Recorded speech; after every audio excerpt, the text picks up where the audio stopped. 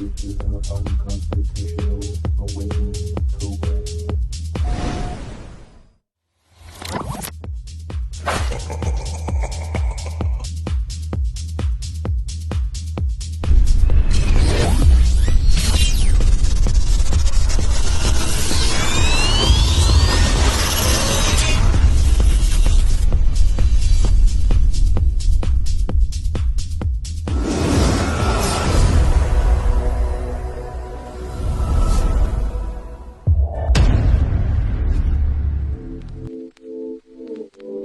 Liftoff will start in T-minus 10 seconds.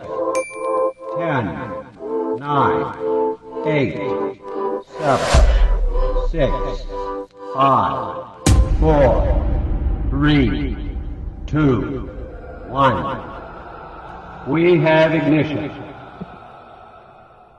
Brought to you by KD Consulting Redesign.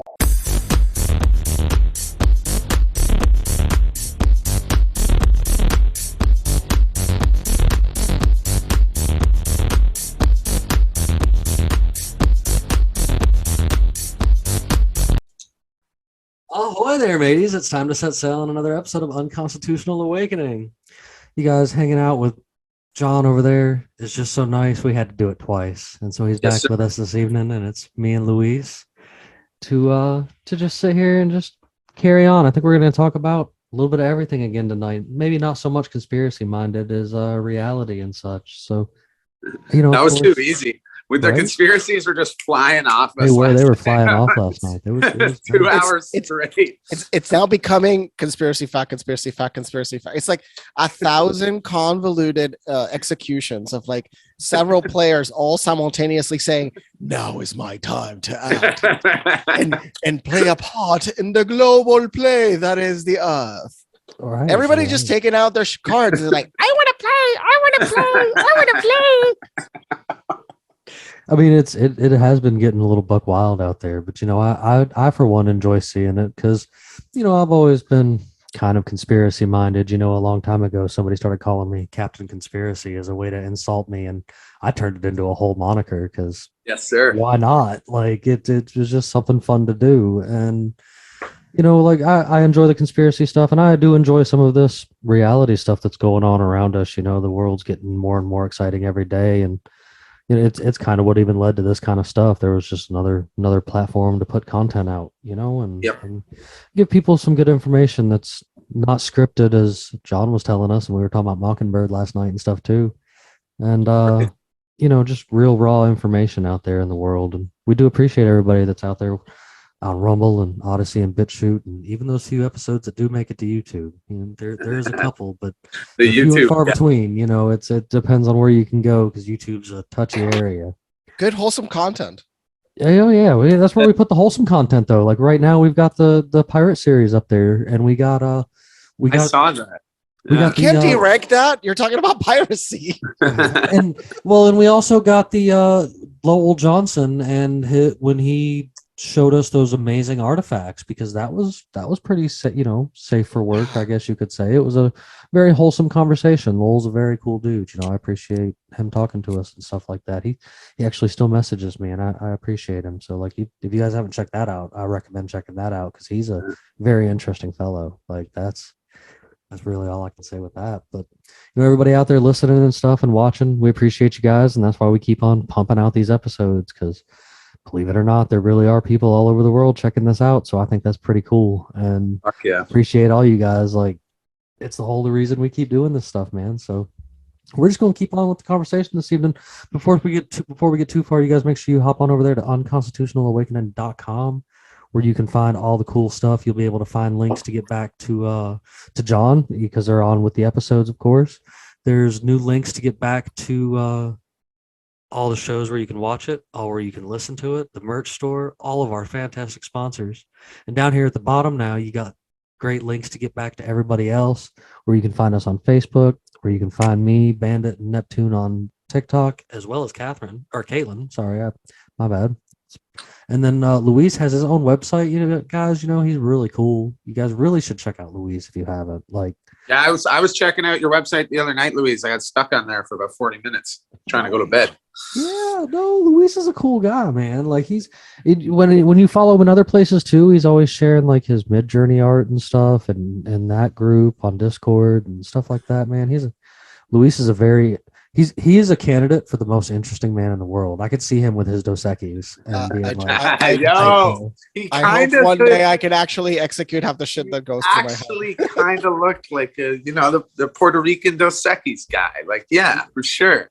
The most interesting man in the world. I mean, that's why I like having Luis around here. You know, I know at one point in time he was totally doing his own little thing, but I kind of stole him away and scooped him up and gave him a part over here because I just think he fits so well with everything that we got going on here. And I do appreciate you, Luis. You're a spectacular human from my point of view. It's wonderful. Luis, should we bring that Bob guy back on? I heard you guys were having a real good combo. Well, I'm officially a Globetard, so it's okay. I have understood my place in the world. Oh boy. Actually, I got an email from him today, and he's I guess he's still a little sandy about the whole situation. Like, I don't know why he's sandy. I'm the one that didn't slur a single insult. He's the one that slurred 100 insults. I mean, yeah, I was the peaceful one. That's pretty ballsy, to come on to someone's podcast and fucking assault them. Bro, there are people out there currently that have made parody pages about me. That's how your haters are your biggest fans. I would say that's good. That's good. Yeah, that's a badge. Like, if you got parody pages getting made about you, man, that's once there's officially memes about you, you're made it. There's a whole page that's been dedicated to me, and like they think that I'm mad about it, and like I think it's the greatest thing in the world because now everybody's like, well, who's this guy they're taking time out of their day to make fun of, and they have to come find me and check me out. And so I appreciate everybody coming to check it out for yourself. Like, it's kind of wacky over here, and I'm kind of cheesy, so just buckle in because we have a good time with this stuff. People don't see your boots, bro. People don't even know. People don't even know. Oh, look at this! People don't even know. I didn't even know. I wear knee-high socks of different varieties and cowboy boots and shorts everywhere I go. I want to see this man out in the wild. It's like a whole new experience. Like, oh look, that's how everybody experiences Jim Bob. Man, you know what? I believe I actually have a good picture of me and Bandit that I could totally. I mean, when you were doing the peanut thing. I wish there was a video of you from afar doing the peanut thing. Oh, from afar? Like, yeah. Yeah, just like witnessing you doing the peanut thing just from afar. That would actually probably be pretty good for everybody to see. It's getting to be fall. I've already said that You're gonna do it again, you mentioned? I'm gonna do it again this fall. Like it's fall time, so I need to get it back out now that it's getting chilly outside. You know what I'm saying? Like it's only fair. I'm totally sending these pictures to myself right now that have me and Bandit and hanging out. Yeah. And they're not. I have never seen your full form, Jimmy. I'm a tiny little guy. Like it's all there is to it. First time I've actually seen his true form. He's always been like, how does this person actually body wise look like? Well, now I know. I'm a little bitty dude. Yo, dude, I really do wear like the cowboy boots and socks. Like that's me, like 100% me. Yo, your presence on screen adds fucking 2 feet to you, brother. I thought you were a tall bloke. Oh no, dude, I'm a leprechaun, man. Like they're always after me, Lucky Charms, brother. How tall is Bandit and Bandit's close to like 6 foot. Like, yeah, Bandit's Neptune's not much taller than me, but he's still taller than me. Like I'm like 5'7" and 150 pounds, soaking wet. Is that Neptune right there? That's Neptune. Yeah. He's got a butterbean vibe to him a little bit. I mean that in a good way. Like, yeah. You can swing. The boy's got a chest on him. I love it. But like, you know, I mean, it's and that's the thing. Like, I'm quick on the leprechaun jokes about myself. Like, I've always been a real little guy. Like people, according to the stats, you're literally taller than most of China. What are you talking about? You're literally taller than about 1 billion people. Well, are you okay? So it took me until when all the way up through 10th grade, like after the summer of 10th grade, I reached this size, but through 10th grade, I was like 5 foot and some change and like 75 pounds. I was the littlest fucking thing you ever seen. I got called the flying short shit because my friends thought it was fun to throw me. 75 pounds? You sound like a anemic child back then. I was just a little dude. I was just tiny. My 70 mom's not even 5 foot, bro. Like my she's fucking tiny my as friend's shit. son is 6 years old and weighs 75 pounds. What? Yeah. What? I was caught. Are you sure you were 75 pounds? 11. I went, and then I hit 150, and then like I've been here since. Like, wow, that is. I've been this size for going. I've still got shirts that I had in high school. No Senior way. year. Yeah. Fuck. Yeah. Fuck. Well, that's just. And I mean, I don't get me wrong. I eat and shit. I'm just active. I got a lot to do. I move refrigerators for a living. Like, there's something else that's hilarious to see. Little ass me moving a 400-pound refrigerator. Oh, dude, have you not noticed like the workforce of the United States is usually under 5'8"? Because it's all Latinos. And they make it really all hard for me to Latino listen. No offense to my Latino fans. I love you guys, but listen, save some boots for me because it took me an entire weekend to find boots my size because all of you wear the same size boots as me. Because they buy. I mean, they love boots. I mean, also because you're also working and they're also working. Yeah. And many people in Mexico love boots too. I mean, that whole idea is Mexican. It's just the Americans appropriated it, but it was likely more Mexican. Yeah, no. Texas was Mexico. For fuck's sake, Texas was Mexico. Like I don't doubt that at all. And I love my work boots. Like these are the best things ever. I'm not like the cowboy boots have that real funny bottom that's kind of thin and almost hits the ground if you walk on it too much. But these got like that work sole bottom. And like I love these work boots because they're on and off with a quickness. Like you don't even gotta try. Boom, work boot. And like and so you can get most comfortable when you're sure they cost a good little bit more than most boots do, but you get 2 to 3 years out of a pair of boots before you got to go change them, to be honest. I mean, and I found a cobbler, so I'm going to give my it's your health. It's your health. Like that's why they tell you don't buy the $30 boots because one, you're gonna break them in a year. Yeah. And two, they're usually not that comfortable. And three, if you're uncomfortable, the progressive damage to your body is exponential. Yep. Like bad shoes mean bad back mean bad life. So I've been walking. I shattered my heel when I was 21.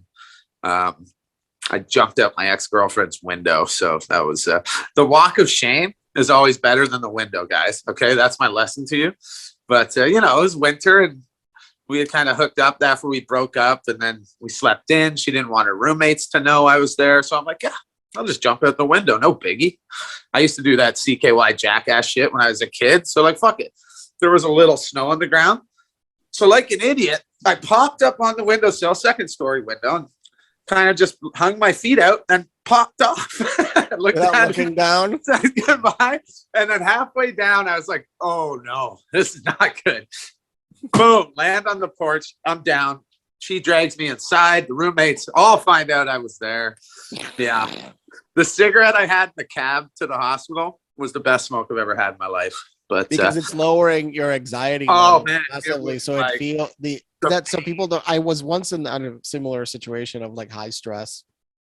Somebody was fighting with me and I decided not to fight back because I was like, there's no point. He punched me and everything. I was just laughed at him.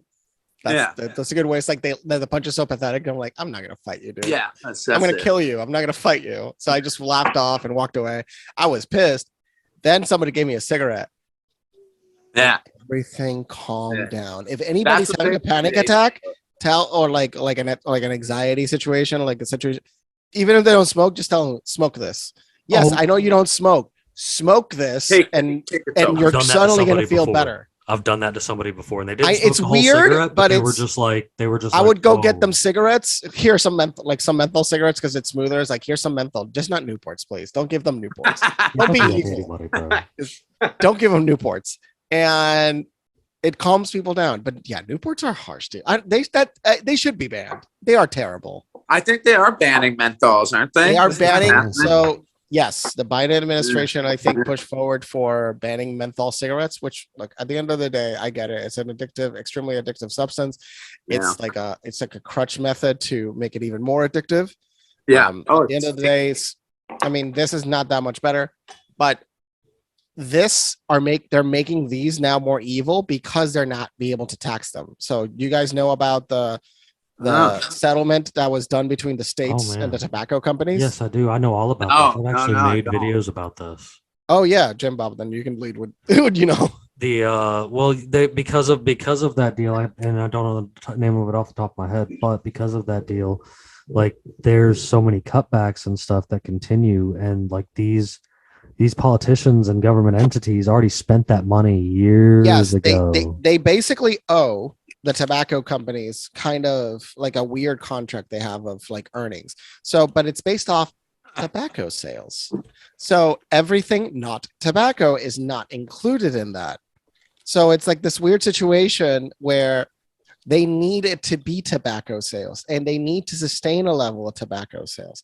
But tobacco sales has plummeted and now marijuana sales are exploding. Yeah. So this whole situation has exacerbated to the point that now they're pushing IQOS into the United States, which is still considered a tobacco product. I don't know if you heard of how IQOS, it's like a smokeless thing, like a smokeless tobacco option. It's like $100 for the machines, but all they're doing is making a black market. All they're doing is creating a black market.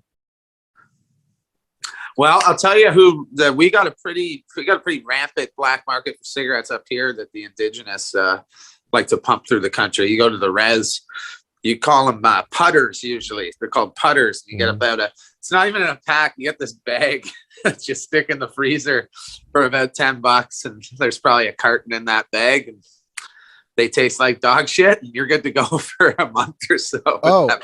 There's illegal cigarettes in New York that come straight from China, and I'm like, I actually smoked one. I was like, I'm curious because I'm like, what the? When I lived in Buffalo, I used to send money back to my mom to get cigarettes from Georgia. Yeah, because they were way cheaper. And then, of course, I'd throw a little bit extra in there to get the other cartons for my friends that weren't wanting to pay the fucking New York prices either, because fuck the state. Like, I mean, is stuff generally cheaper in Georgia? I mean, prices are going up because it's become Hollywood in Atlanta, but like, generally so the cost of the house I had in Buffalo was cheaper and is still cheaper. I can look it up today and it's under 100,000. Buffalo house prices I've seen are nobody wants to live in Buffalo. Yeah. But like the cost of living outside of that was like ridiculous. Like, you know, buying things in the store and stuff like that.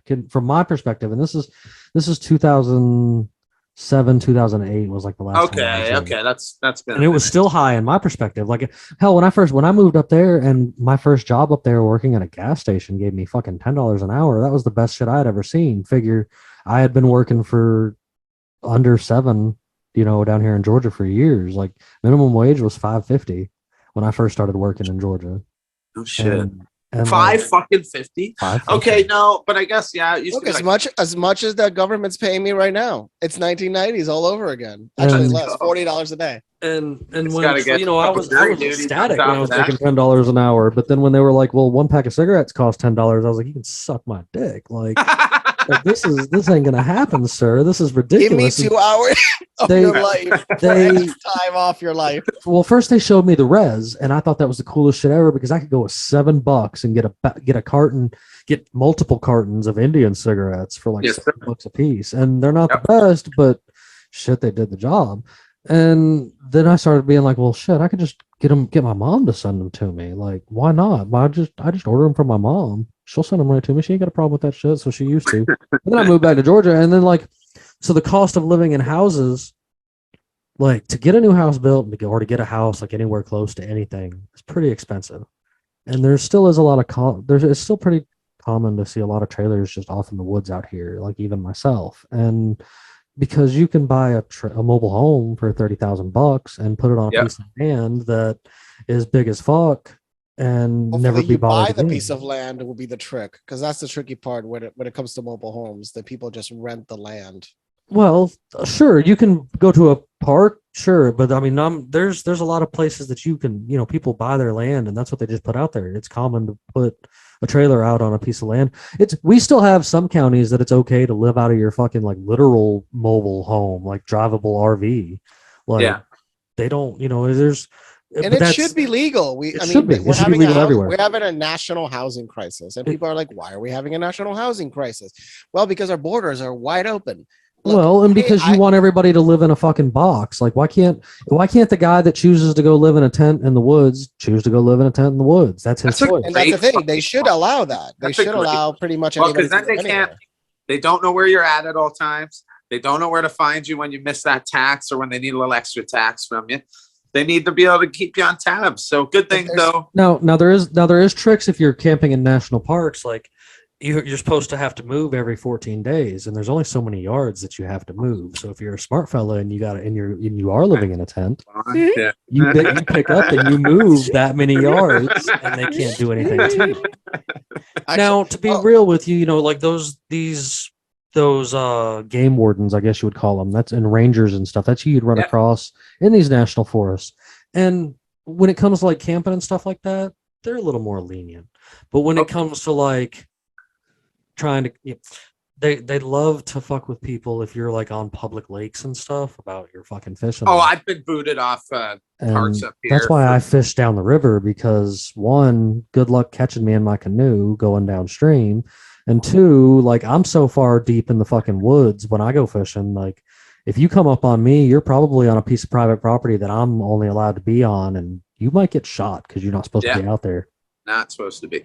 Jim Bob, let me ask you this. Do you ever get nervous out there in those national parks? Because I've gone down a few rabbit holes of the disappearances that happen in national parks, and I find that shit hella fast. You guys want a story about the what used to be a Cherokee Indian reservation, but it was Cherokee and Creek Indians down the Flint River on the south end of the Flint River.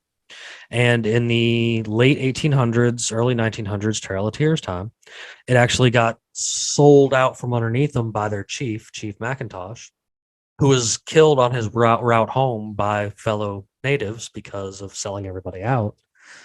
And so they left this whole chunk of land, and the state of Georgia has never done anything with it at all. And when you're going down the river, you can still see caves, and I've come across what they call stone portals and mounds and stuff out there roaming around. That's hella sus that they didn't do anything with it, right? Because that kind of means they're like, I don't even want to touch it. Isn't it? And so we're out there roaming around one evening after going up and down the river, because a buddy of mine's got a cabin on the opposite side of the river.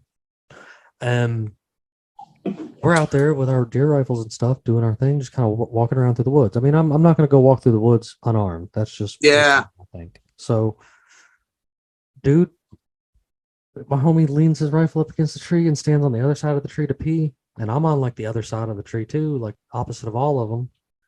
And when he turns back around, the rifle's gone, and we both heard what sounds like native cackling off into the fucking distance of the caves. The sun's going down, and like a native yell. You know what I'm saying? Like a war cry type yell. We were like, "It's time to get the fuck out of here." We got back in the canoe, and like rifle's gone. Rifle's gone.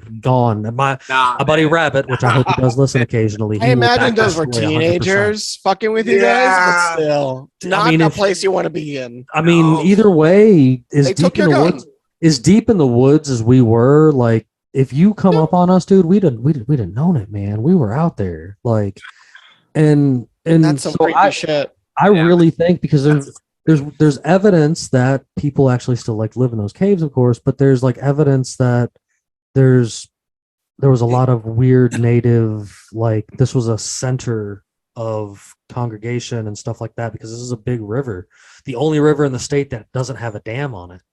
And so it's pretty natural. Yeah. And so there's just all this stuff out there. There's even a bass that is only found in that stretch of river, like in the entire world.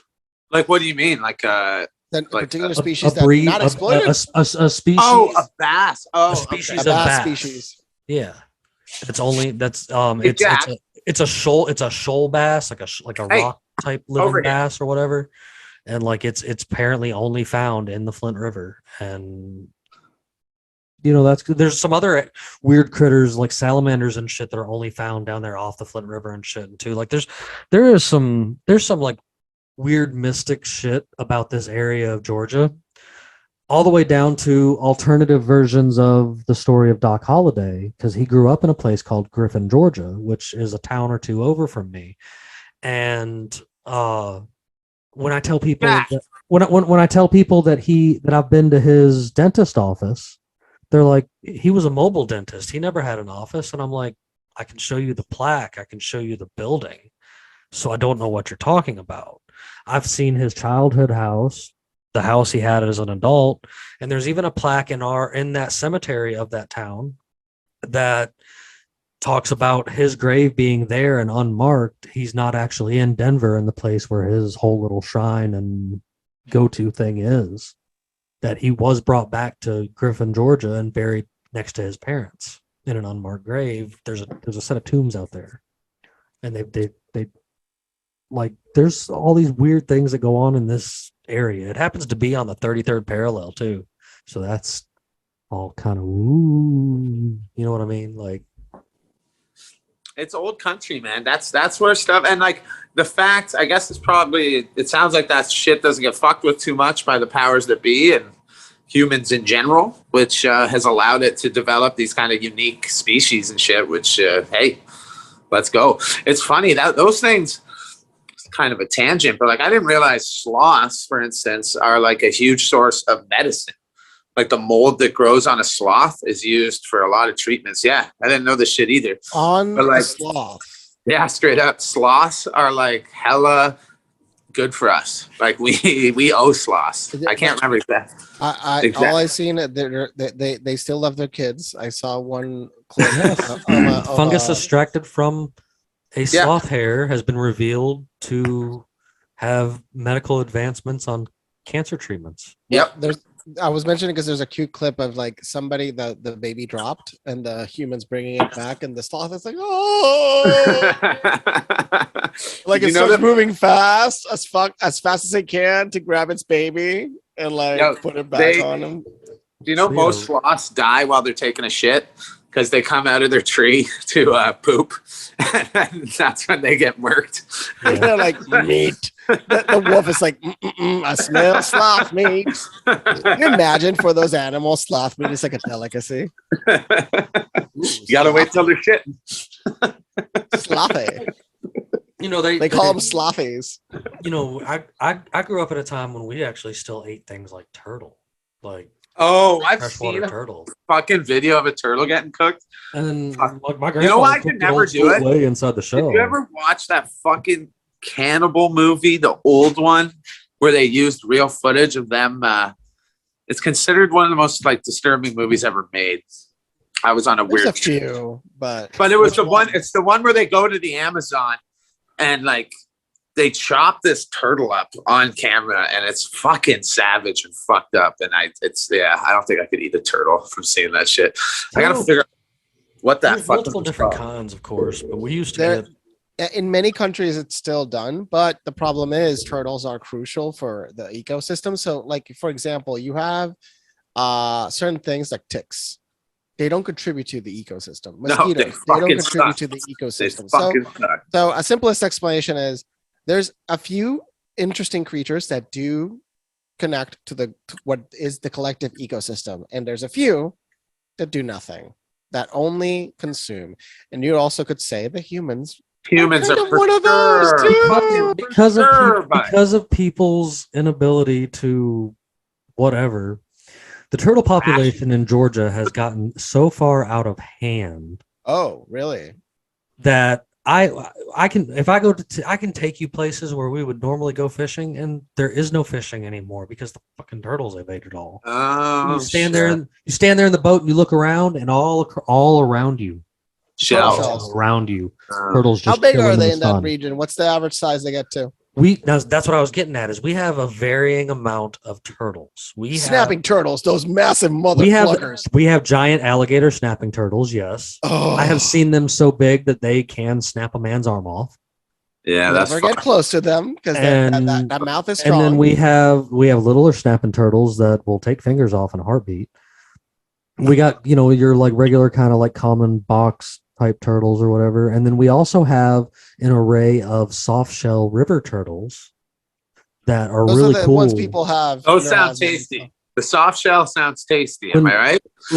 When you come across them, they look like a sea turtle because they got like fins and flappers and a snout. Not really Like fucking Land Before Time stuff. Yeah, and I've run across them because again, I like to go downriver. Like I will hop in my canoe and be like, hey, here's where I need somebody to pick me up maybe tomorrow because I'm just gonna go. And like I like to venture in places that are really untouched and not seen and just hit it with my paddle because why not? Like why not enjoy some of that peace and tranquility? I'll tell you, a trip down the river is probably just as resetting as a trip to the beach for other people, I guess.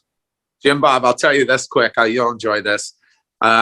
Because we're a Commonwealth country up here, May 2-4, Victoria's Day is a big day, big weekend, long weekend for us, start of summer. And here in my hometown, we live along the Saugeen River, flows into Lake Huron, and we do Giver on the River every May 2-4. And people will steal the garbage cans around town, whatever you got. They build rafts, like, the makeshift kind of, you just put the skid on the things and you float her down. You got canoes, you got boats, and we all go to Party Island. And it's kind of this island in the middle of the river. And we just get up to all sorts of debauchery. And that's what we do, May 2-4. You should make your way up here some year, bud. There's this group I'm a part of that takes and makes picnic tables float and puts little electric like trolling motor engines on them. Yo, they could sell those up here May 2-4. Like straight up, people would buy that. I'm thinking about making one for my local lake to go out there and throw it on because that'd be boss to just go. Well, I've seen rafts, double-decker rafts with barbecues attached to them and like shit like that. And I've seen them fucking flip. No. You make one for a power generator and you have a mobile power generator and you're like, I don't want the sound of the generator, so I'm going to move it away from me. I'm going to put an anchor to it and then bam, you have power, but you have like a power line going above the water. It's like, but you have silent. You have it could be like it's like an octopus of rafts with the power generator in the middle. And that would be so fucking 10 cool. rafts. That's not bad.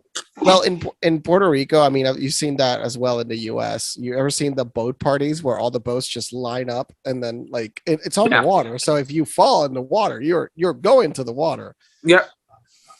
But that's kind of a similar situation. There it is. You can probably do that with pontoons. You just align all the pontoons together and you make a they're called barrel boats. That's nice. So you have one of these, right? That's a nice rig right there. Do you rent or you have one of these? Because I've seen you before on them. I've been on a couple pontoons with people. I don't have one of these yet, but I am actually. I've got a plan to build one. And instead of using barrels, I'm going to use 2 16-foot canoes and some other stuff. As long as you seal them properly, I think that could work well because they keep the buoyancy ratio about right. So there's probably somebody probably built them before. So there's. So I'm going to line them in plastic and fill them with spray foam. The spray foam might take away the buoyancy, though. Why wouldn't it add to it? Most of your kayaks are full of them. Yeah, I feel like it would. I'm saying it's a type. You have to make sure you have the right time. Sure. Because probably the wrong type of foam will make it more dense than it should. That's all I mean. Do you think a pirate would double check his stuff, Luis? Come on, man. He's a pirate. He's got the boat stuff. Dude, did you guys see that guy that got arrested a little while ago for his homemade They made cement boats. You ever seen cement boats? They figured out how to cancel. They make it like hollow? It's like a fucking hollow. Well, it's a little complicated because making a cement boat is actually very complicated. There was a university in Puerto Rico that actually figured out how to make one a few years back. It is not easy, evidently. It is a very complicated thing to figure out how to give it buoyancy. That's why the United States started to become navally dominant because we figured out how to make steel boats. No shit. For everyone else. Think about it. We figured out how to make steel buoyant before everyone else did. And that is how we started to build so much dominance in the ocean. You can look up. That's part of the reason we start to become such dominant forces. Nobody could fight our battleships. We had such supremacy in the ocean. The UK lost part of their dominance so early on, and that's why we became the World Economic Controlling Order, because we started. And that's actually why piracy went down globally, is because we started to take control further. And at that point, there was almost no piracy left. There's still some the daggers weren't cutting it for the old steel boats. Just wasn't cutting it. I mean, there's still piracy today, of course, but it's smiled in comparison to what it was. Well, it's like when I watch a new Marvel movie, you know, I hop on to Lavidia.ch and fucking pirate that shit all day. Actually, there was an active lawsuit I saw recently against the ISPs for not reporting piracy. So the way the law up here, at least to my understanding, previous, it was you really couldn't get in trouble for watching it. It's the site itself that's breaking the law. So like, you know, that's based out of fucking Venezuela or some shit. So it's no issue really. You're good. But here, you commit the crime if you actively have it downloaded to your machine. If you stream it, technically it's not a crime. It is downloading is the crime, which is like torrent and all that. Yeah, okay, that's how they get you. Technically, when you're streaming it, it's downloading to your computer. Fuck, I got a lot of movies on my computer that dog. No, it deletes after you finish it, but it's technically downloading to your computer. Yep. Yeah, a stream is just a download. I've always done the streaming services because there's more of the pirate streaming services, I guess you would say, because it's kind of like a loophole. Like it's like you're using it for educational purposes and you're not downloading it, keeping it, and repurposing it or anything like that. You're just viewing. I mean, sports streaming sites are so big. And I mean, I'm not a sports person, but me either. You know, some people like go all out, and those websites are full of scams and tricks. Oh, buddy, they know it's that 10 fucking pop-ups. Like, because I've done it once or twice to see a particular soccer game because my friends wanted to see it, and I'm like, let's see, okay, what the you have to go through 14 different loops, or you can go on Twitch. Or go on Twitch. Oh, Twitch is good. I might start fucking with Twitch. You ever go on Twitch, Jim, Bob, or Luis? I do not. No, I mean, I have friends who, I probably been in my friends' streams. They've been playing, so we've been playing together, but I'm just a voice in those streams. So even though I don't have an account there because I'm involved with Josh on the Red Pill project, an episode that me and Vince did of Makes You Think got that channel banned from Twitch. The heck did you talk about? What was your bannable offense, sir? Unit 731. Japan. So we did a whole episode about Unit 731, and they were like, "But did you show? Is that why? Because you showed." What's Unit 731? Unit 731 was something that makes what some of the Nazis did look like child's play. And American made or Japanese? Oh, did you hear about the Black Book on TikTok recently? Yeah. No. So it's akin to that level. So Jim Bob knows better about the Black Book story. So the one about the one that the guys got where it was a book that was discovered that was related to the Chinese occupation of Nanking, Japanese occupation. Yeah, Nanking. They killed fucking 400,000 Chinese. They only found records of the photographs by a especially high up enough person that documented everything. Now, the person on TikTok said, this looks real. I showed you some pictures, but he's like, we are only going to donate it to a museum that will show every single image in this book. The only clause is they will be forced to show every image of this book. If not, they're not going to give it away. And so right now he has the book locked up because nobody's offered to show the whole book because he's like, we cannot censor this book. This book cannot be censored. They will eventually publish it. If not, I guess they will eventually publish it with time, but because everybody is also dead in that picture. Like even the people that were alive at the time were all dead too. Yeah, they're all dead. But the thing is, Japan annually celebrates non-king. And so, and that's the thing. Yeah, dude, they do that. Why would they celebrate the occupation of China? Because they're proud of their military prowess. It would be like Germany celebrating the fucking Holocaust, straight up. And Japan does that every year, and that's why China fucking hates Japan. I mean, that's one of many reasons. But one of many. One of many. So there's a video of children. There's many videos you can find online of children in China saying, "The Japanese." Like straight up children. We're talking 4 years old, 3 years old. Well, man, they killed more people. Off Japanese. They killed more Chinese people in 2 weeks than both the nuclear bombs did, and they didn't use bombs. Just think about that. Like they fucking. So it's close to. So the bombs killed 200 to 400,000 people were killed. Yeah. That's what I was gonna say. The bombs killed like 600,000, didn't they? No, did it? Was it 6? Maybe it was 6. Regardless, let's say it was a huge amount of people. Let's say they did close numbers, except they did it individually. Fucking lining. Yes, I know, one by one with a rifle and shooting them with a bullet. Like, it's very, very morose. But sorry, so Unit 731. Units, they did a bunch of like experiments and grotesque, terrible things to people, but it wasn't long after that Josh informed me. He was like, "Hey, your episode got me canceled on Twitch," and I was like, "I'm sorry." And he was just like, "It's no big deal." He was just like, "I figured I'd let you know." So I was just like, "Well, I guess I'm not going to do Twitch because." Yeah, I guess they banned that quick on Twitch. That's fucked. Just so for talking about it's Hiroshima's population. Well, estimated 140,000 of Hiroshima's 350,000 and around 80. So yeah, a very large amount. So yes, more people than the bombings. I thought so. Because the minimum I remember hearing for China was 300,000, and then you said like 4. Still, 300,000 is above how many people died in Hiroshima, Nagasaki. That's some dedication to murdering civilians. I got to tell you, God bless them. It's disturbing to believe and even think for a moment that actively people committed these atrocities sober. Yeah, buddy, get ready. In the next couple of years, you'll be seeing some more of them. The human race has gotten better with time. I know people might not believe that, but people have gotten better. Yeah.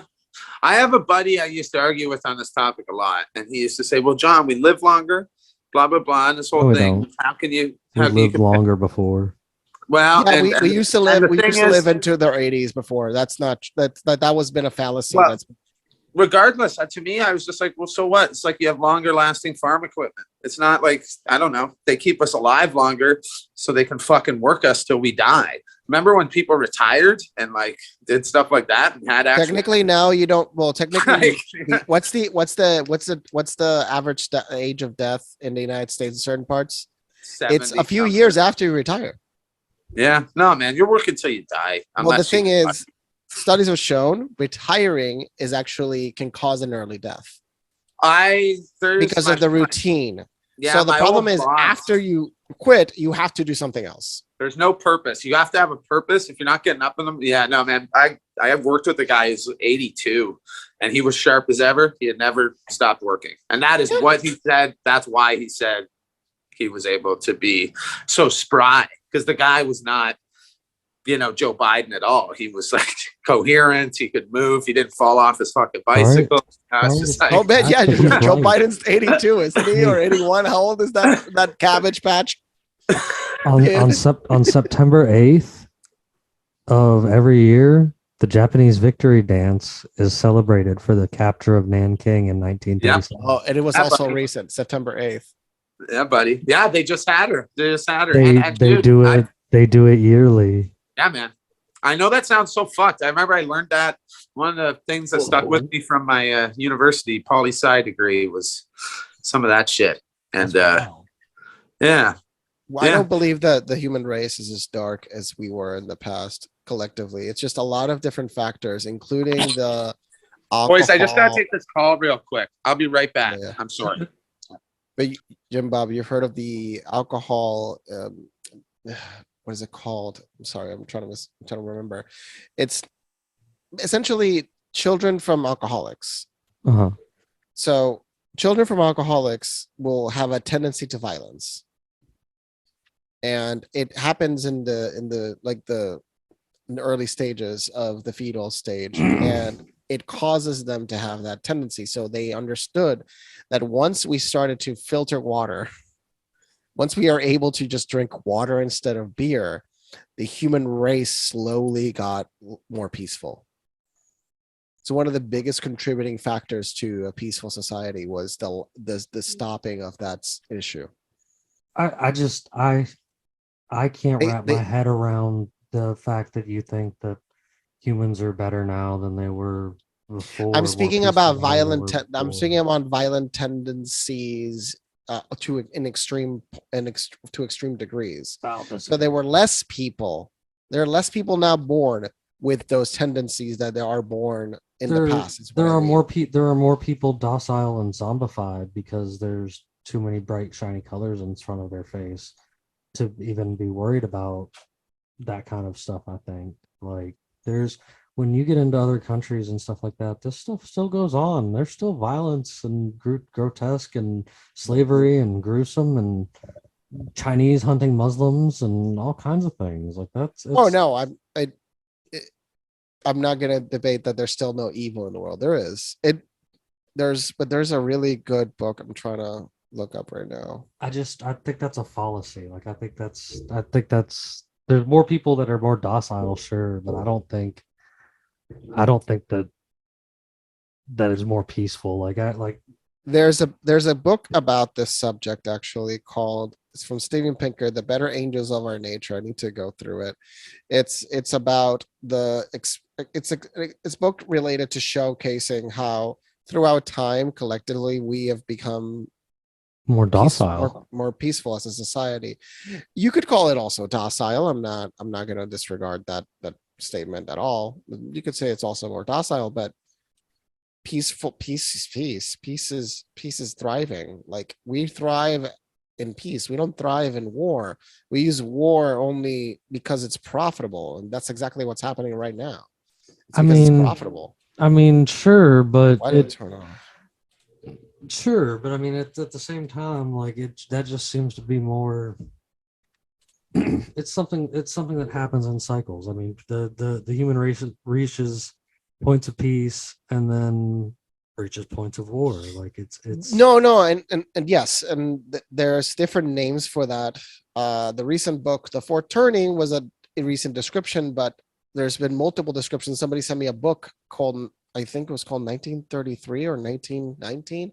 Well, it's a book about the same thing, about the cycles, and they were just describing the cycles, but like the perspective of the past in relation to these 100-year cycles. It's give or take, it's about 80 years, and the cycles of empires, all these different cycles, these long cycles that are beyond on one human generation, and the understanding of the transferring of power between societies as we have evolved. Of course, there's been what you would call established powers that have maintained their control throughout hundreds and hundreds of years, but there's also been shifts of power, right? Like right now, the dynamic is the United States is essentially taking over Europe, but it's taking over Europe through soft power in a way that Europe basically did not see it coming. But that's all that it's looking like, because we are the ones that are going to give them the energy now. We're the ones that are likely going to give them the nuclear technology to evolve, because we do have the most advanced nuclear technology in the world. The French just know how to run nuclear power plants, which the French can then help the Europeans with running them because they run them well. But our systems, the reason why our systems were bad, it's really fascinatingly stupid idea that they had, was they made them custom to each location. So then there was never repairable parts. While the French model said, no, we're all going to make all of them the same. So that choice made it so the European model was very easy to maintain. The American model is a fucking nightmare. So this is the perspective of a nuclear engineer explaining to me like why the American system is just a mess and the French system has just consistently been working. And it was the custom parts that either need to be made or found. And I remember NASA once was buying parts off eBay because There was no way to find the part, so they had to go on eBay and buy all like circuit boards to try to upgrade some of their systems because they were so old. So it's even though NASA has so much money, it's because certain technologies just worked, and you know the idea: if it ain't broke, don't fix it. So they never replaced it. So certain parts and certain like the Challenger and all these other machines, they couldn't replace the parts. They had to literally retrofit and upgrade the entire thing in order to make them fixable, usable. That's why we're not using them anymore, period. They're just too old. They're not safe and they're too old.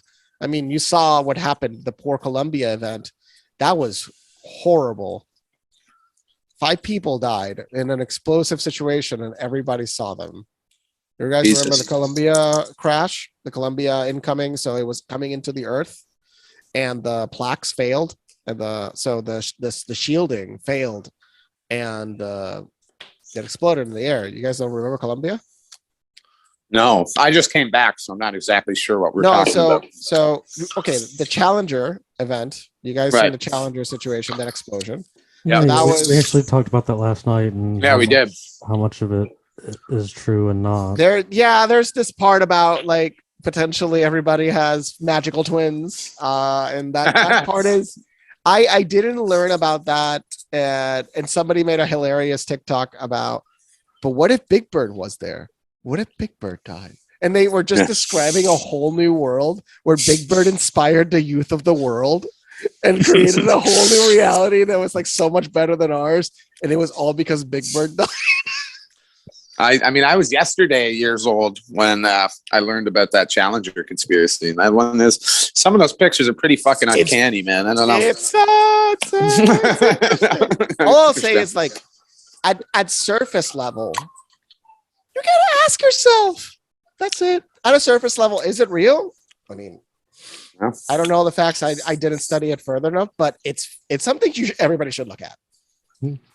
Well, I mean, like Bandit pointed out last night, they didn't die in it's even in the documents they didn't die in the explosion. Yeah, that's right. Claim they died in the impact after the explosion.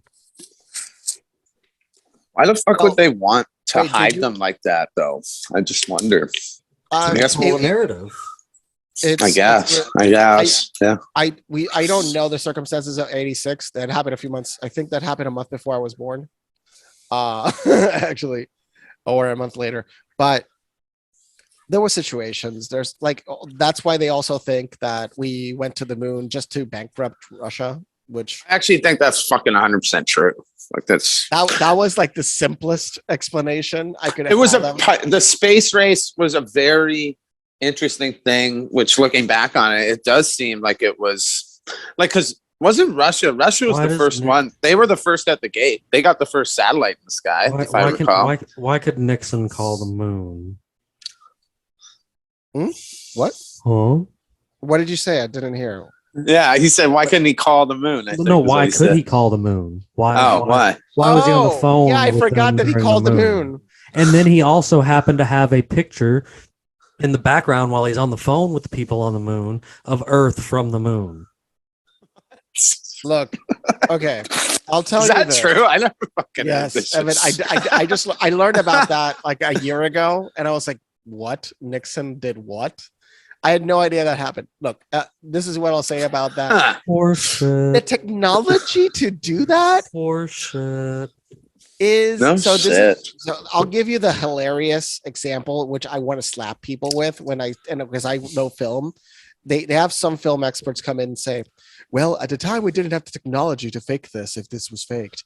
And I just slap people in the head and say, mainstream, but you can make, like, engineers make things. We had a camera that could shoot at 1 million frames per second in the 40s. Yeah. Shut up when you say that. Oh, there was no technology. Somebody fucking can build it. Stop the nonsense script in your head that just because it wasn't mainstream available for you, the technology to run the film at 60 frames per second didn't exist. I mean, there's that. Are you not lunatic? We can put people in space, but we can't run film at 60 frames per second. Really? Are you that dense? There's that picture of Stanley Kubrick with the two, I think Armstrong in it, and a couple of them walking down that alleyway. And Kubrick admitted on his deathbed that it was fake.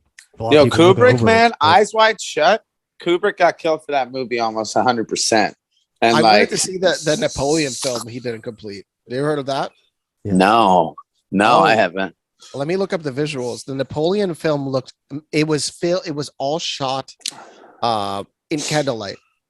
Like all the lighting was real. So when you're indoors, it was real candlelight lighting up the rooms. Oh, shit. That's really fucking hard. Yeah, that's crazy. That would have taken. The guy was one of a kind, for sure. He was kind of a terrible and an interesting person, but also a terrible person because I don't. You know what? I don't know much about the guy. I know his terrorized the actress from the movie The Shining. Oh, that poor woman. Yeah, he gave her PTSD. Yeah, she never did anything ever again. She did not recover from that movie. Is that true? Yeah, well, Stephen King hated that movie. He didn't like that movie at all. Like he wanted her emotion to be real in that movie. So he wanted to scare the fuck out of her, and he scared the fuck out of her multiple times. Like her screaming throughout it is horrific. Because it's real. What was going on? They would just send in him with an axe. Like she had no idea what the fuck was happening. Are you shitting me? How have I not known this? Oh my god! That's why the crew probably was not good with this either. That's why it came out. You think the crew would not say like, no, he actually did that? Because I hope she got compensated. I hope they fucking. Somehow she got back to her money for that.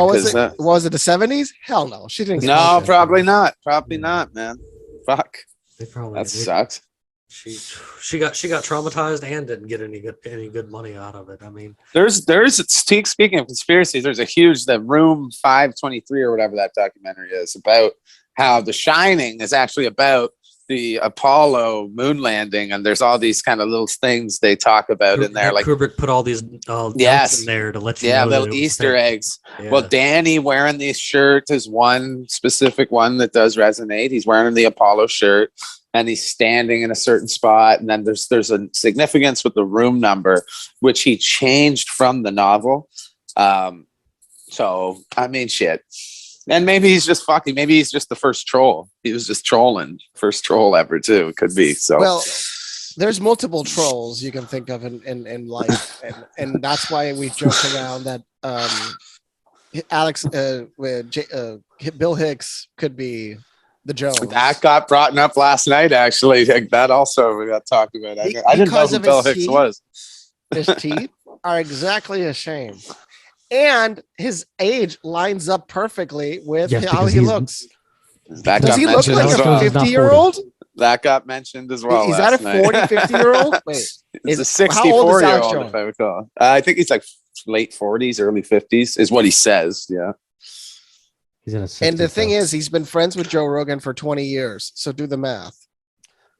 Interesting. Yeah, Joe Rogan and him roll deep. And then not to mention that Bill Hicks and him both had the same producer. Oh yeah, that's fucking obvious. Like really, it comes down to that. Like, are we that dumb and that dense? And Bill Hicks he did practice Alex Jones as a character in stand-up. He did do stand-up as a conspiracy guy. Maybe Alex Jones. Oh no, I mean, have you heard Bill Hicks? Like he was anti-establishment. I got to check this dude out, but no, I never. Bill Hicks is incredible. Look him up. Like he did all the drugs. Yeah, no, he was great. He did all the drugs, and actually, he's one of those people that did all the drugs, and he says, do the drugs, obviously in moderation. Yeah, learn how to stop. That's the tricky part. Yeah, no, he basically, he was a proponent of psychedelics. He was actually, I would say publicly, one of the first biggest proponents in the comedy world of psychedelics. That's Nobody a big thing in the comedy now. world was that big on the concept of psychedelics openly. No. And yeah, you can look up his stand-ups. It's really worth your time. It's because they're relevant today. They're perfectly relevant.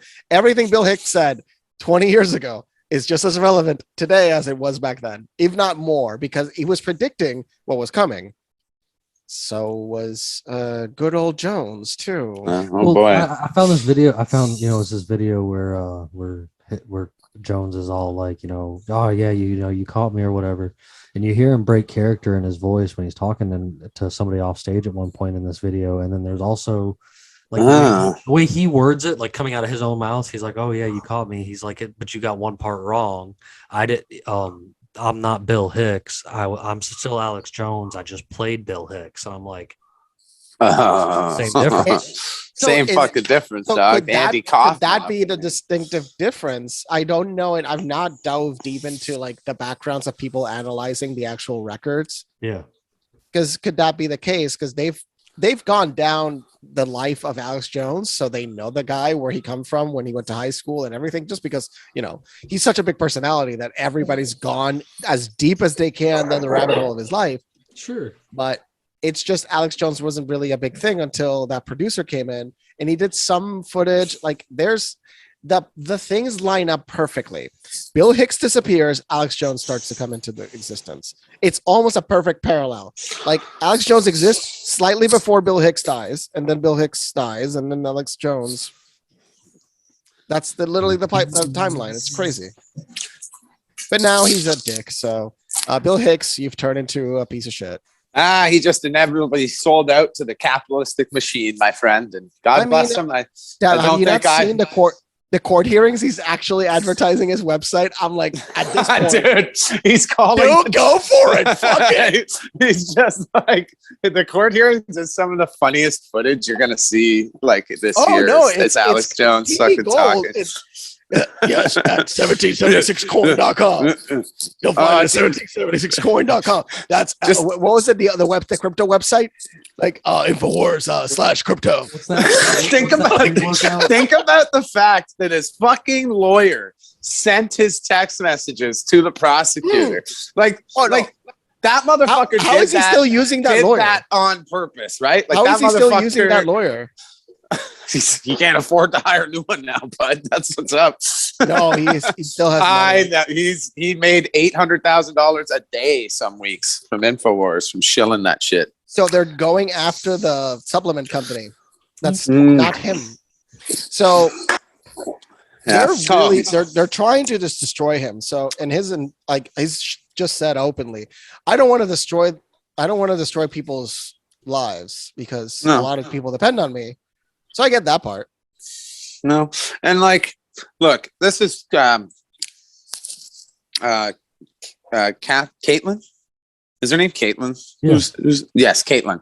She brought it up last night that she doesn't like to touch on that stuff, like Sandy Hook. And I agree, because if there's a fucking chance that even one of those kids is a real kid that died, and I mean, that is not that there's a chance, like they're probably, then it's unforgivable, right? That's how I see it. It's unfucking forgivable. So you can't even touch it. But, having said that, it's very convenient when it's untouchable, right? Just like it's very convenient that conspiracy theorists are nuts, and to question anything makes you a nutty conspiracy theorist, right? According to the European Union, it is a very dangerous thing now. The European Union is an active system. And what is it? The leader of New Zealand wants to create a censorship brigade with the Five Eyes. Like it's all coming together. That's what I would say. Like, that is making an example of Alex Jones. So it's like, don't you fucking unless you know 100% for sure it's true, which you never will, because we'll redact the fucking access information, requests you put in. You better not say it. And so guess what? You better not say shit ever. And that's where we're headed. Did you watch the FBI hearings when Ted Cruz is asking one of the people in the FBI, were any agents in Gen 6? I cannot comment. I cannot comment. I cannot comment. Their phones got turned over or something? The agents that were in there, their phones just got turned over? It's been proven a few of those they were FBI agents in January 6th, and there's like Ted Cruz is literally pointing. This person says something to his ear, then he fucking starts breaking the barricade. Like, the FBI literally sent Martin Luther King a letter trying to convince him to kill himself. That was the president. That was the president. That was the president. The FBI is shady as fuck. Like they are shady as fuck. The FBI is just as bad as it was at the time of Hoover. And Hoover controlled presidents. He was so powerful. Oh yes, he did. Yes, he did. And at the 100%. Same time, he was a closeted gay man. He was the most powerful gay man in America. Fuck. That's rough, man. You didn't hear that he was also gay and his business you know what? I always was his partner. They went on vacations together and everything. If only he could have just got some story. If only he could have got that good dick. You didn't have to suppress all that stuff. Maybe, maybe. Well, that's the thing. Better. He was getting that. That's why he kept it on the down low. America was not ready for the head of the FBI to be a gay man, which is, you could say it's its own thing. Yeah.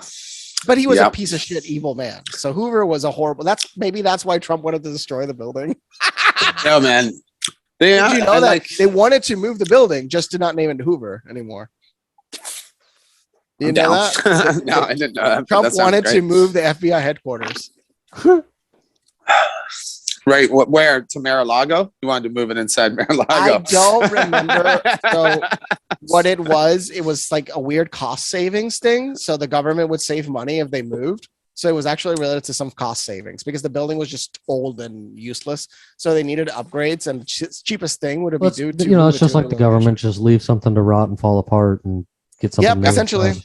The building has been falling apart, and it was cheaper to just move the headquarters to a new building, which actually, if you look into those things, it makes sense. It's just business, really, at the end of the day. Yeah, that's a very real estate type of move, it's actually. Because some of those buildings are built so hard. Sorry. Well, all it's going to take is that right landlord to go in there with that super white paint, and he'll just paint over everything, plugs and window sills and all, and it'll be just like new. Hey, you put compound and you take the outlets out. That's right. You clean before and make sure there's no cockroaches. No, you just paint over the cockroaches. Dude, I've seen that shit. I have not seen that in person. But in New York, there's multiple pictures people have posted of cockroaches painted over. Dude, it's like so disgusting too, because that it was like this painter that was hired to do it. Like, yeah, go get in there now, dude. And I've heard quotes of pricings from very cheap. And I'm like, yeah, and you're going to get a really shitty job. Yeah, you're getting the cockroach paint on that one. You're getting the cockroach paint on that They painted it in 2 hours, and then you go into the building. Like, I saw this fucking video out of New York this week, and it was like they had like a little voiceover, like the most beautiful city, the best way. And it's just the street is literally covered in garbage. Like there's fucking rats. Like, I've seen that video too, dude. This is hilarious. Did you see the video of the guy coming home complaining to his girlfriend? No. The guy just comes home and I stepped on shit. This person this naked man screamed at me. Like they were just describing LA. I'm like, oh, we're turning into LA. Yeah. Manhattan is LA already. Yo, I wouldn't go on the subway if I was in New York, just from Reddit, just from seeing shit. I'm straight up. Is that overblown? Do you go on the subway ever? Like, you got a subway story? You got a subway story? Yeah. Oh yeah. I've seen 4 fights. I have stopped some people. I once pushed a guy that was about to hit a woman. I pushed him in the platform. Brutal. After we got out of the platform, he didn't fucking dare to do anything to me. He just walked away. Good. And separated. Good. Yeah, a guy that's gonna hit a woman's usually that style. Yeah, some pussy. Oh no! Oh no! I like the landlord special, please. That's so horrible. That's good. Sometimes that's really nice wood from a very long time ago. I've lived in places with that. Like I've seen it. I have. I've not quite to that extent, but I've had some university apartments that were, there's a lot of old mill towns down here where you got those old Sears houses that used to come in on the train that you pieced. Oh boy, yeah, sure, yeah, dude, those Sears houses. I give props to the old Sears. Old Sears was Sears Roebuck. Yeah, was it? There's a lot of those houses still standing today, like all over the place, but a lot of them have these landlord specials on the inside because people have bought them for so cheap. That's the thing. The outside of the houses are okay. The inside usually have been completely rebuilt because Well, it's just you have to sometimes rebuild. I was in a house that was 130 years old. Our offices were there. Man, the amount of problems that place had, like half the house was actually gutted already, pre-gutted. The house I lived in Buffalo was built in on 1898. Yeah, that's badass. I lived in a place like that too, and it was the basement definitely at one point had like someone chained in the basement at some point. My friend just bought a place. It actually had sorry, Luis. It had a slave staircase, a very narrow. So like it had the main staircase, but it had the staircase from the one bedroom to the kitchen, and it was like super narrow and kind of curved down. I fell down it a couple times. So did other people. It was like related to that, my friend's house, which was built in the 1800s and was like upgraded in the 70s, still was a mess, but he got a great deal on it. Can you believe it? 800,000 for a 2 to 3 floor house. Oh my God. That's wild. That's wild. And that was a deal. That's a deal. Yeah, that's a deal now. That was a really good deal, actually. It's actually four floors, livable. It's a good space, a good backyard. But he got an amazing deal. Honestly, he did. Yeah. But it has a coal ditch that's still there. Yeah. So it has like a in the front has like a big plate, and like that's where you put in the coal for the winter time, so you can heat up the house, and it still has it. And I was like, "What? It's still there." So they have this giant like a fire pit. No, it's like to store coal, so they're just storing stuff in there. Okay. But storage. But it was interesting. They had the original coal storage. That just from the outside, you came in, you poured in the coal, and then in the wintertime, you heat up the house. Old Timmy Two Shoes came by and tried to steal some from you. Now that's why it's a piece of steel that's on it. I'll tell you. Quick Subway story. My most amazing Subway story, and I'll remember this till I die. I was living in Toronto, the Big Smoke, and got on the subway. It was late at night. We have our own sketchiness. It's not quite as bad, but this woman got on, older woman, sat down across from me and wouldn't break eye contact with me. And I had like my headphones in, just kind of chilling. Lifted her cheek, ripped like a huge fart. I just was like, all right, you win, gal. You're the winner. I got up and moved. And to me, that was one of the biggest power moves I've ever seen to this day. And I just, that one stuck with me.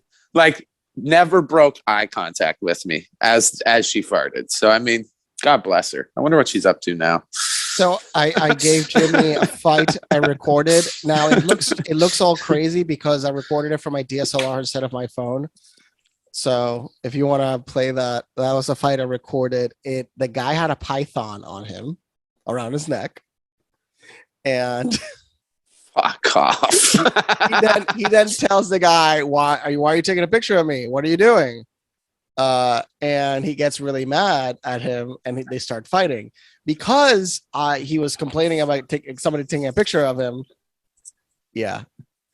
I watermarked it so people didn't randomly share it.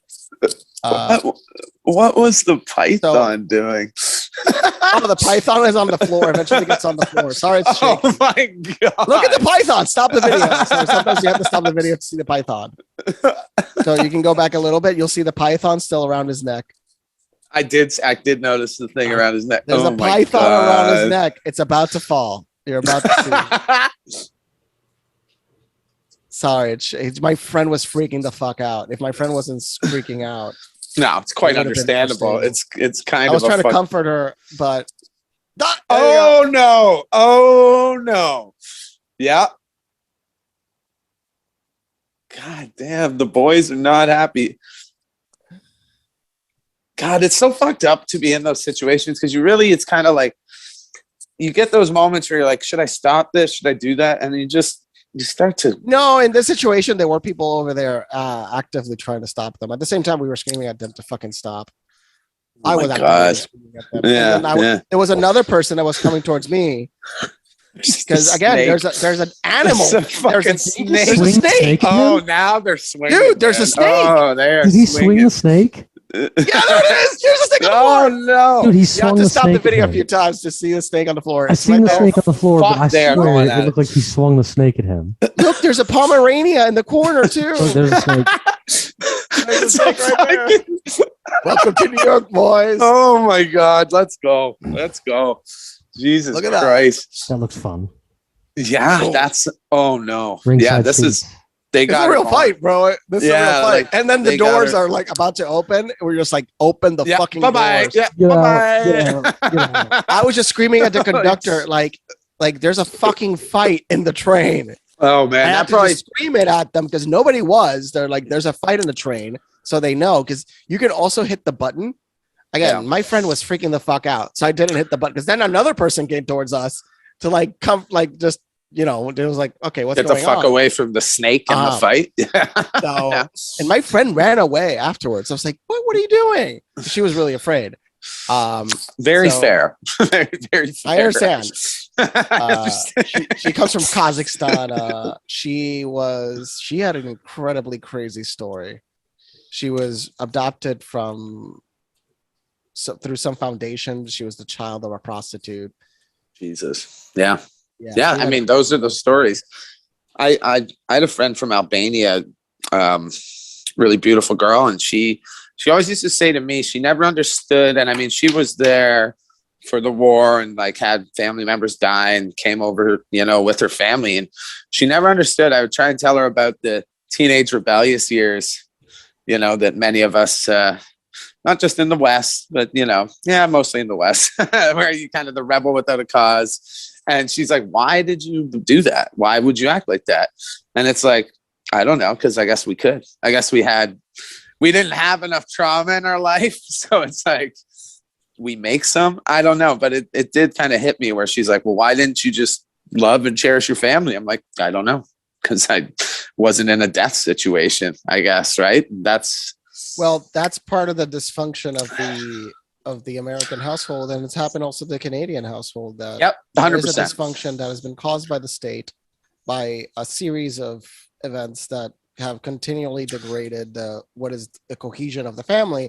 Sure. But now in the United States, what's happening is all the immigrants have a very, very family-oriented mentality.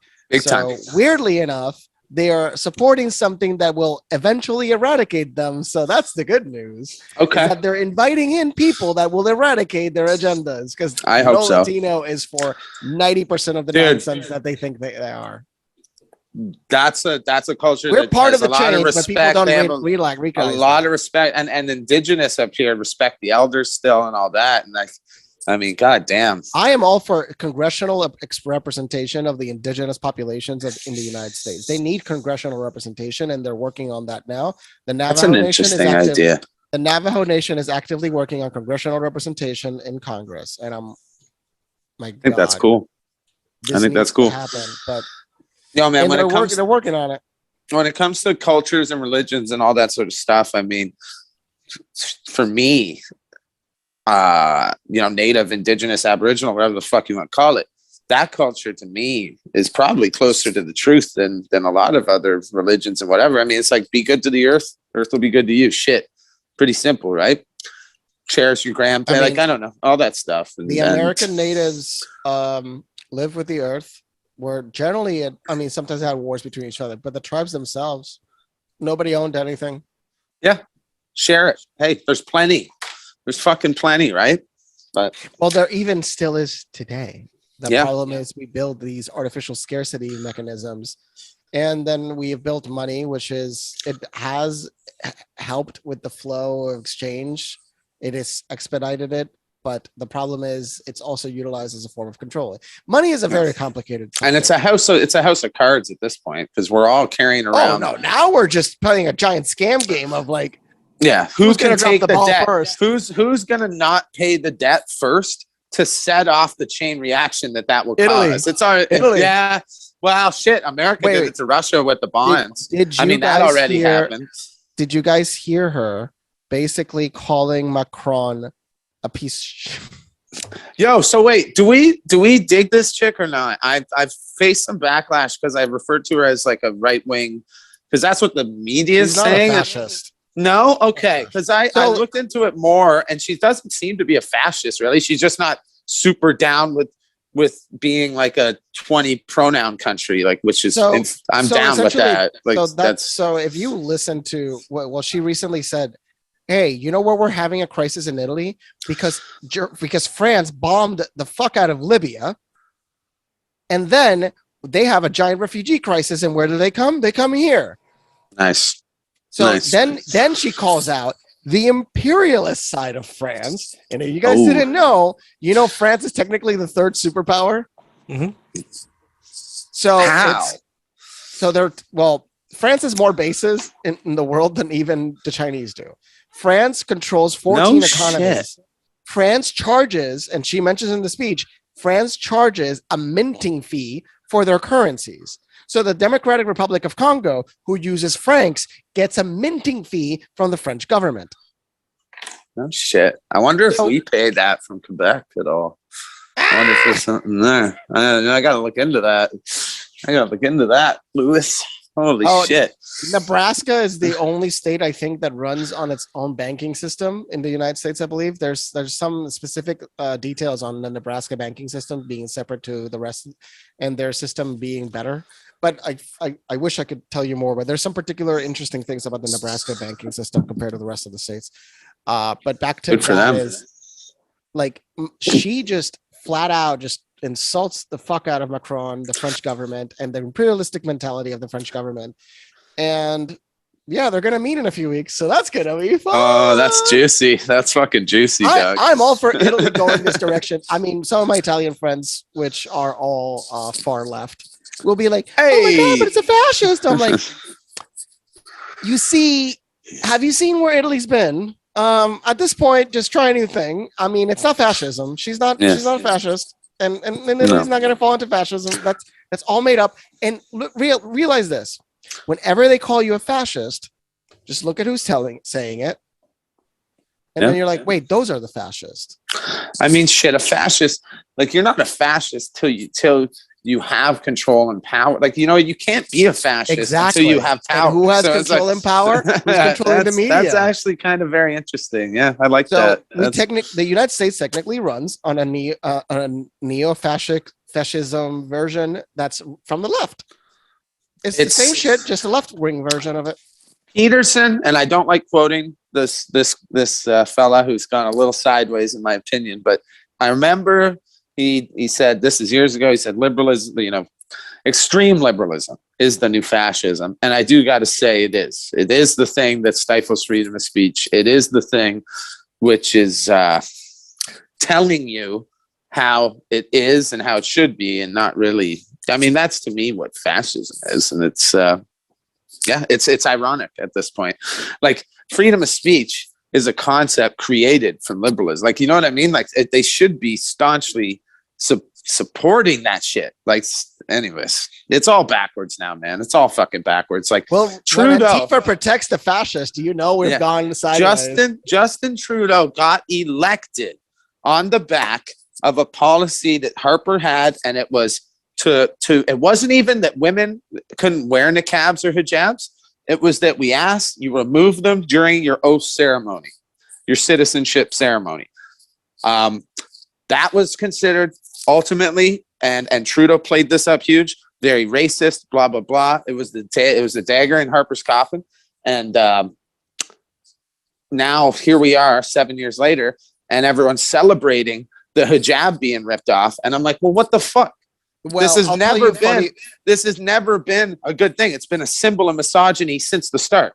But motherfuckers on the left were defending it, who say that we're the fucking misogynists. It's just fucking backwards. I was having that debate with a person just today, and because of the French government still imposing the restrictions that you cannot wear one anymore, and while the headscarf is really not offensive, I don't get why they went that far. The burqa is.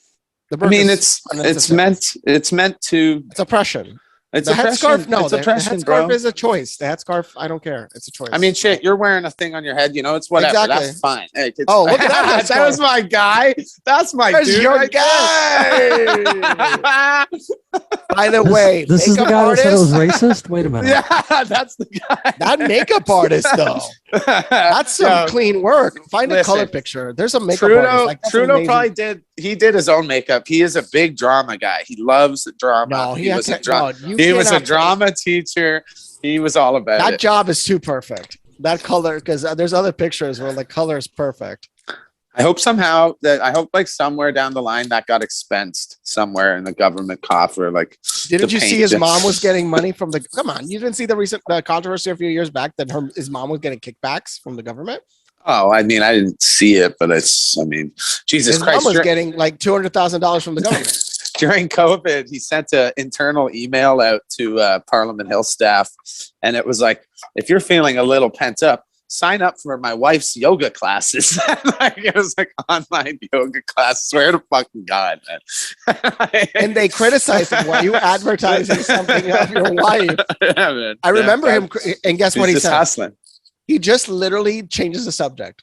He never answered the question when it was being asked. Someone asked him about the economy during it or something. He goes, well, I'm not too worried about the economy right now. I'm just worried about people. And it's like, well, maybe you should have been a little worried because, more people are fucked now because of that than COVID. But no, remember when he tweeted about recently about Iran and he got literally ratioed by somebody writing, "You froze my bank accounts." Yeah, you froze your own countrymen's bank accounts. And he got ratioed, and that's the best thing when they get ratioed, when there's more reshares from the comment. Oh yeah, no, I know what ratios. It's a savage thing these days. That's like getting slapped right across the face these days, really. If you it's a beautiful alternative. It's like when you say something ridiculous and then the comment against you explodes much bigger. Yeah. That's who you get owned. Oh yeah.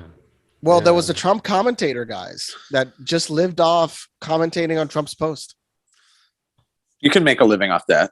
Can you believe that? There are people that have made their living off commentary off Trump's post. Hey, it's a good place to live, right in the shade, right in the nice shade. Man, I mean, but you got to think about that. How much sand is in your vagina that you have to spend all your time making all these comments or making meme pages about people and like continuing to, mock them and such? Like, I mean, I get that's like the point that you've made it. You know what I'm saying? Like you said earlier. Yeah, true. I mean, you're living rent free in that person's head, and that's priceless, Doug. And their tears taste delicious. Yes, they do. Yes, they do. I mean, I got to watch my salt intake, but yeah.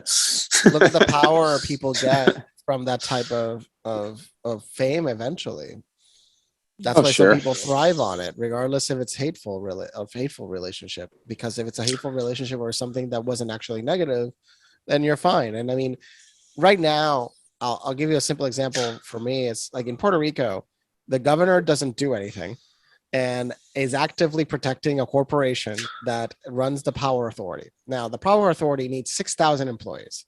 They have 1,800. They fired the national employees of the original corporation that was there before. They fired all the employees because they didn't want to pay for the pensions and for the salaries. Yeah. So they fired everybody.